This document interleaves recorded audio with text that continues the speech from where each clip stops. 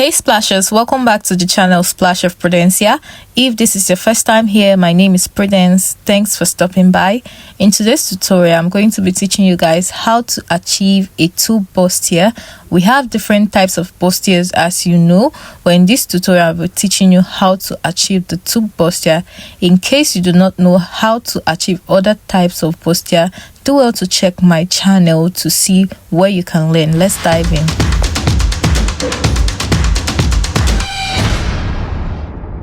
So for this tutorial, I'll be making use of this fabric here, and the other one I have is my lining. You can see the texture, you can see how soft it looks, but I'm going to be interfacing it a little to give it strength. So let's proceed to drafting the pattern.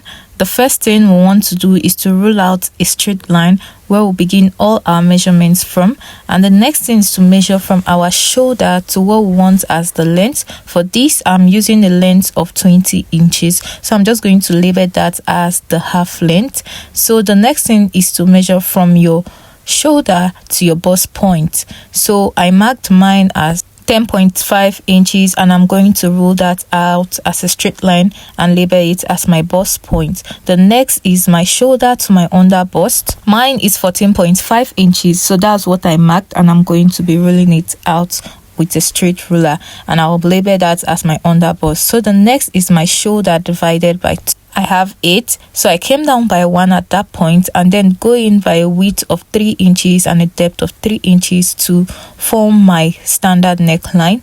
And from that shoulder point there that I came down by 1, I'm going to connect it to that point there. That's for the shoulder slope. So what I marked here is my bust measurement divided by 6 plus 1.5. That is how you get your chest line. So I ruled it out and went ahead to label this as my chest line. So the next thing is our bust point measurement divided by 2. I have 8. 8 divided by 2 is 4. So I'm marking that for all through except for on that chest line point. So after marking it, I'm going to align with a straight ruler, and then the remaining shoulder I have here, just notice how I folded my tape in 2.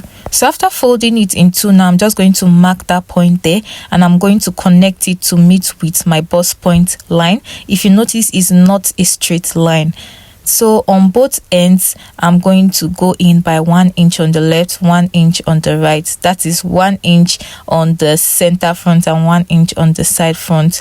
So as you can see, the measurements were just done on the under bust and the length. Okay, the 1 inch we are taking is not going to get past the under bust. So from that line now, I'm just going to connect with a curve to meet with this bust point here.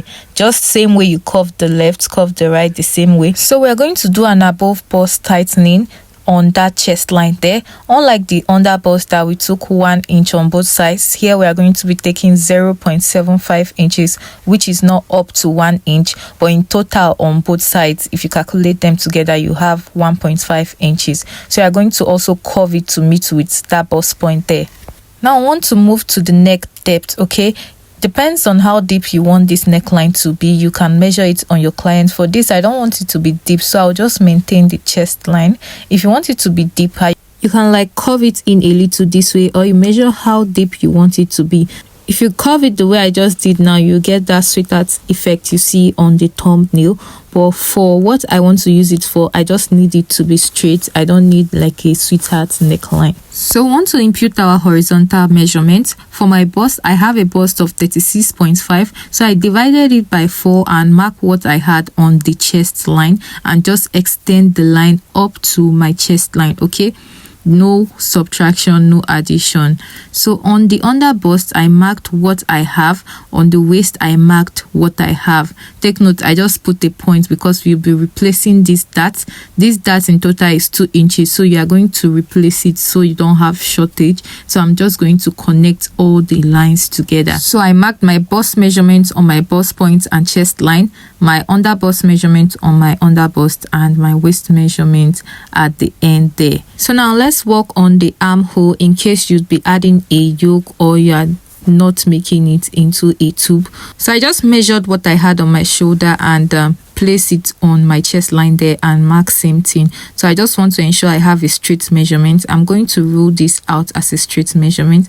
The next thing I'm going to do is to take the measurements of this part and then fold my tape in two. Instead of just dividing manually, you can just fold your tape in two and then put a point there. I'm going to come in by 1/2 inch for like a perfect sitting. So you're going to connect from the shoulder there to that point, and from that point there to meet with this other line here, and that's your armhole. So the next thing, I'm just going to be adding my allowances. I used 1.5 inches here, but feel free to use whichever inches you are comfortable with. As you all know, if you'd be adding a yoke, you would need a part to attach. So I came in by 1/2 inch there and curve it to meet with this part here. And if you would want a sweetheart neckline, just curve it in this way, but for me, I would not want that. So I just labeled that up part as my yoke. Even if I would not be using it, I'll be following the straight line to cut out, because I just want a straight tube top. As you know, our front length and our back length are not the same. So the difference between my front measurement and my back measurement is 1.5 inches. So I marked that on the bust point there and slanted it to meet the middle of my bust point line there. So how do you know the difference between your front length and your back length? That is, you take them separately, you measure your back half length and you measure your front half length. You subtract what you have as the back from the front, because the front is always longer and the back is always shorter. So whichever inches you have, if you have 1, you subtract it. If you have 2, you subtract. If you have 1.5, in my case, I had 1.5 difference. That was why you saw me subtract 1.5 and then slant it to meet with that bust point there. So what I actually want to achieve with this pattern is a gown, and for the gown, if you notice, it has like a back waistline effect, which means the center front comes down a little. So I want to like do that effect. So on the side front there, I went up by 3.5 inches and I'm just going to give it a curve to meet with the end there. But first of all, I'm just going to slash through the middle here and then fold it, because I want it to be accurate. You know, a situation where you curve it and by the time you want to sew, it doesn't align. So when you do this, it aligns from the beginning. So I'm just going to tape it down and then curve it before cutting it out. So if you've watched up to this point, do well to subscribe to this channel and hit the like button. Do well to drop your questions and let me know what you think about this in the comment section. So we're going to curve this and then cut it out after removing the tape. So just take note of how I'll be doing the cutting. First of all, I'm going to be closing the bust dart, and take note, before you are able to close the bust dart, you have to open the center, which we already did. So since we closed the bust dart, it is normal for it to be shorter. So we want to align from that part there to meet with the actual bust measurements we marked on the chest line, so we don't have any shortage. So take note of how I am cutting this out. I am not going to be making use of this yoke for what I want to do, but I just included it in this tutorial for you to actually know how to achieve it if you intend on adding a yoke. So quick one. From time to time, I usually organize a free class for fashion designers where I teach them manual fashion illustration, where you get to learn how to sketch your designs before bringing them to life as a fashion designer. So if you're interested, click the link in my bio on Instagram or Facebook. It's usually a 3 days free class, so I host it from time to time. Don't be scared, you won't get a chance. So we are done with drafting the front, and this is what it looks like. You can see how beautiful this looks. So we are going to use this front piece to achieve the back apart from the yoke. If you take a look at the thumbnail, you would notice that it's an open back tube top. So that's what we are going to be achieving with this pattern. I ruled out my start line and I ruled out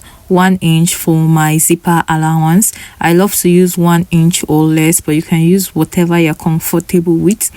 After labeling this as my zipper allowance, I'll bring the center front and just use it as a gauge for my length, because we want everything to align. So after getting the length, I'm just going to rule it out. So you want everything to align, right? So the next thing is just to mark my bust point divided by 2. Remember, my bust point was 8. divided by 2 is 4 inches, so I marked that at the top and bottom and rolled out the line. So I came in by 1/2 inch on both sides and then connecting it to the top there. This is just to achieve my back dart because we want this to sit properly. Next, my bust divided by 4, I measured it at the top there, and my waist divided by 4, I measured it at the bottom, and then replaced the total of 1 inch that I had here there. So I checked the front to see the number of allowance I added, which is 1.5. so I added it at the top and the bottom because I want my back allowance to be same as the top. So I want this to align, so I'm placing both piece and marking the armhole part and the part where I wanted to create like a back switch line. After marking both points, I rolled out with a straight ruler. So this is what we'll have. I want to like make the zip sit comfortably, so I went in by 1/2 inch on that zipper allowance part and then slanted it to the top there. I don't usually replace this because it's just to prevent bulging. So I want to close up my back dart so I don't have to sew much. I really don't like sewing much, but if you wish to sew your dart, you can leave it. So this is the method I use in closing my back dart, and it usually works really well. So this is what we'll have for the back pattern, and this is what we'll have for the front pattern. So like I mentioned, I want to use this pattern to achieve this gown. So if you want to know how I achieved the gown, stay tuned to this channel because the next video I'll be uploading is how I use this pattern to make this dress here. Do let me know what you think in the comment section. I'll be there to respond to all your comments, and do well to hit the subscribe button. Until next time, keep splashing guys.